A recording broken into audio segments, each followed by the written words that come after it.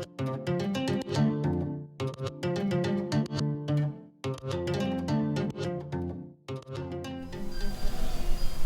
guys, Coach Hunter here with Alicia today, coming at you with a grappling fundamentals video. We're getting now to the kind of meat of it, right? So I think the takedown is important, and of course, in reality, a takedown could be the whole fight. If you're talking about a self-defense scenario, taking someone to the ground hard, I mean, that could be done, right? And that in fact can be deadly. So you gotta be very careful on like a non-padded surface, and even on a padded surface, you gotta be careful with your partners.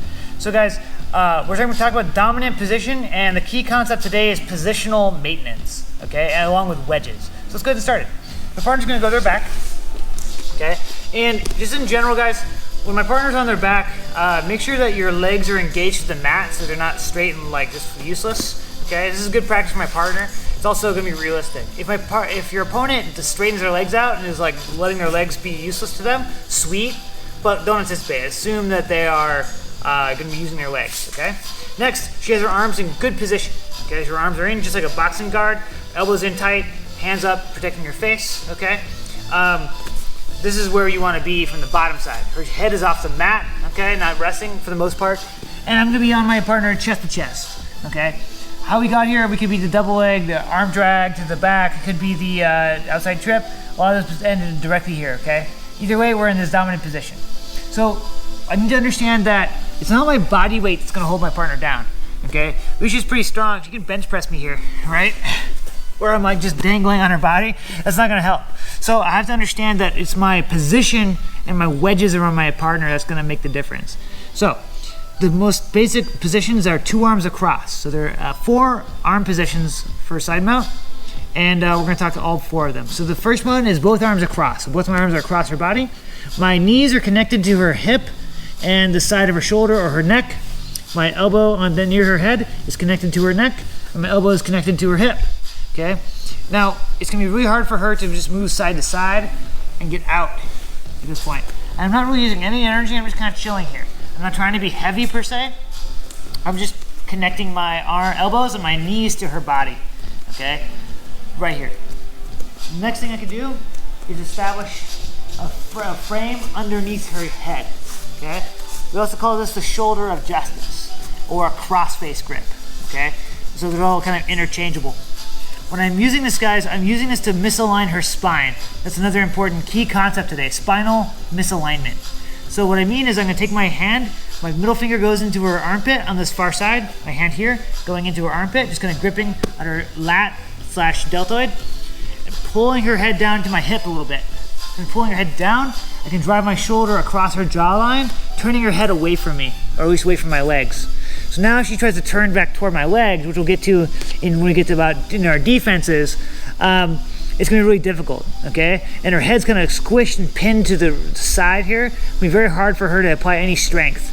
So just like if we're lifting, like we're doing a big squat, your spine's gonna be straight, okay? Which it should be. If it's not, something bad is happening, okay? But we're not gonna turn our head to the side here and try to squat or do a bench press, right? It's instinctive for a really good reason. As soon as your spine gets out of alignment, you're weak. Your strength drains from your body because your body is protecting your spine, right? If you're trying to throw like hard pressure through or do a lot of strength through your spine while it's misaligned, that's an injury waiting to happen. So it's just sort of abusing your nervous system here. So, arm goes under the head, pull her in, and drive my shoulder across. That's our shoulder of justice / cross-face grip. The next one is gonna be a hip block. So my hand is coming to the close side, or the near side of her body. I like to put my hand just kind of palm to the mat right here. You can make a fist to the mat as well, next to her hip, okay? That stops her from bringing her legs close to me, okay? The common thing people are gonna do is try to get this like knee engaged and start pushing me away and creating space, going push, right? And getting her legs kind of to bear on me. And now I'm not on top of her, we're in this kind of neutral position.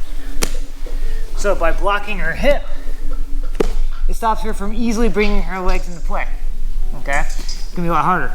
You could take your hand like in a Y and cup the top of the hip here, which is fine, like some people will do that. I personally don't prefer it because I find my fingers get kind of rolled and people are thrashing around, but you can definitely do that.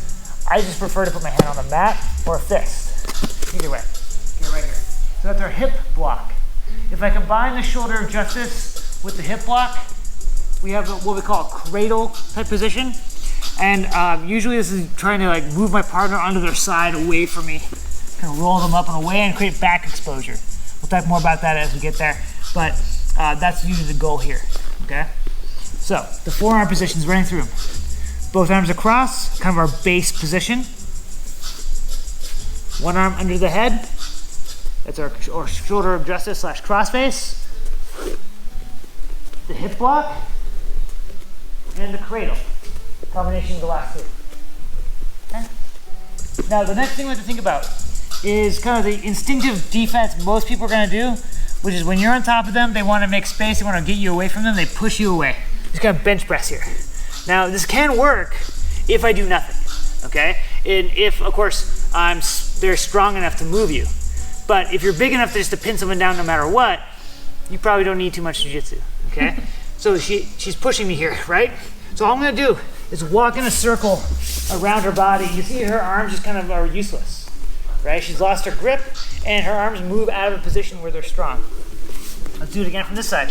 She pushes, she's pushing, and I'm not doing anything. I'm not moving her hands with my hands.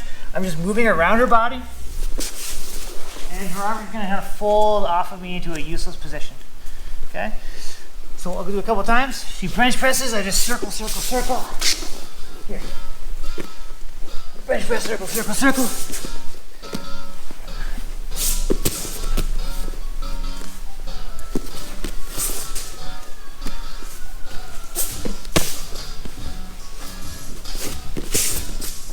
And one thing that will happen, start getting the spinal misalignment and getting like a shoulder of justice. She tries to bench press me now, it's gonna be a lot harder, right? So usually we're trying to establish a dominant grip here, but in the meantime, we can use this positional maintenance, being willing to move a little bit in order to safeguard our position. Thank you. So guys, before we get to any cool submissions, before we get to fancy techniques, we have to understand how to stay in a good spot. We have to keep what you've earned, right? So let's make sure that we pay attention to those details, pay attention to that fundamental necessity. So guys, like this video, subscribe to our channel if you want to see all of our content, and as always, stay safe, stay healthy, and I'll see you on the mats.